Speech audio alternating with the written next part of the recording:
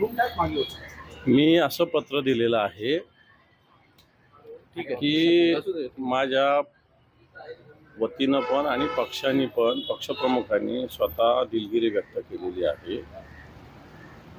ठीक एकांगीपणा झालेला आहे, पण आता जनतेचे प्रश्न सोडवण्यासाठी शेतकऱ्यांचे प्रश्न, कष्टकऱ्यांचे प्रश्न, माता भगिनींचे प्रश्न सोडवण्यासाठी अधिवेशन हे एक महत्त्वाचं असतं आणि तेच जर तुम्ही माझ्याकडून माझा एक मूलभूत नैसर्गिक अधिकार हिरावून घेत असाल तर हे चुकीचं आहे।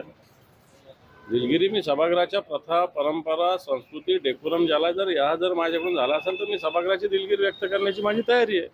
परंतु मला जनतेचे प्रश्न, शेतकऱ्यांचे प्रश्न हे तर मला मांडू द्या।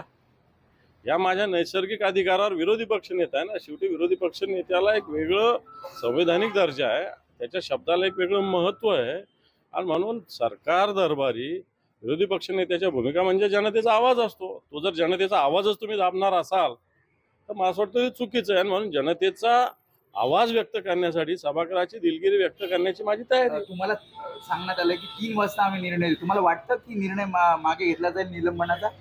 मला काही माहिती नाही याच्यातलं, कारण मी जनता दरबार ठेवला होता सकाळपासून। आता तो जनता दरबार संपलेला आहे। सकाळी 10-10:30 पासून मी जनता दरबारमध्ये बसलो होतो। महाराष्ट्रातील कानाकोपऱ्यातून लोक आलेले होते। मी कामात आहे, मुद्दा तो नाही।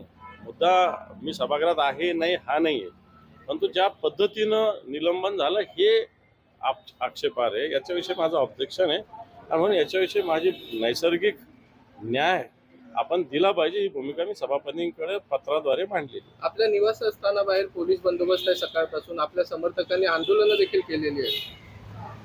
हे आंदोलन बऱ्याच ठिकाणी झाले, मी आता व्हॉट्सअपवर बघितलेले बऱ्याच ठिकाणी झालेले।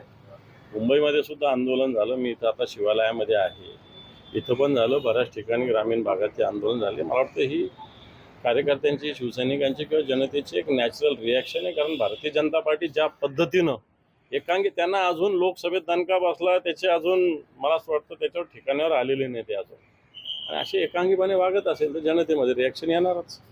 थँक्यू.